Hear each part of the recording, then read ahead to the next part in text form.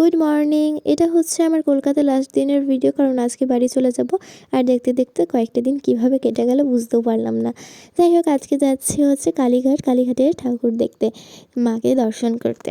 তো এখানে ভেতরে ঢুকছিলাম হাঁটতে হাঁটতে, এখানে দেখতে পাই একটা ছবি তোলার জায়গা, আর এখানে দাঁড়িয়ে এখন ছবি তুলছিলাম। তারপরে ঢুকে গেলাম ভেতরে, আর ভেতরে একজন গাইড ছিলেন যিনি আমাদেরকে সব কিছু বলছিলেন। আর আমরা যে লাইনে দাঁড়িয়েছিলাম না, সেটা সবাই আসতে পারে, মানে কোনো ভিআইপি লাইন ছিল না। আর তারপরে উনি বললেন যে এখানে অনেক ভিড় হয়, মানে ওখানকার যারা ছিলেন আর কি, ওখানে অনেক আরও আমরা আমরা লাস্টে দাঁড়িয়েছিলাম, আরও লোক আসছিল, আর ওখানে নাকি অনেক দেরি হয়। তো তাই জন্য ভিআইপি টিকিট কেটে আমরা আলাদা লাইন দাঁড়িয়েছিলাম। তো সেই ভিডিও করিনি, কারণ এতটাই বাইরে ভিড়, তাহলে ভেতরে কত ভিড় হবে ভাবতে পারছো। পুরো ঠেলা ঠেলি, পুরো গুতোগুতি অবস্থা। ঠাকুর দেখতে গিয়ে মনে হচ্ছে মারপিট করছিলাম।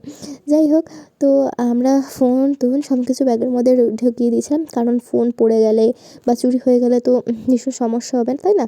কেউ তো ওগুলো দায় নেবে না, তাই জন্য ব্যাগের মধ্যে ঢুকিয়ে নিয়েছিলাম। তারপর আমার দাদা সবাইকে প্রসাদ দিয়ে দিচ্ছিলো।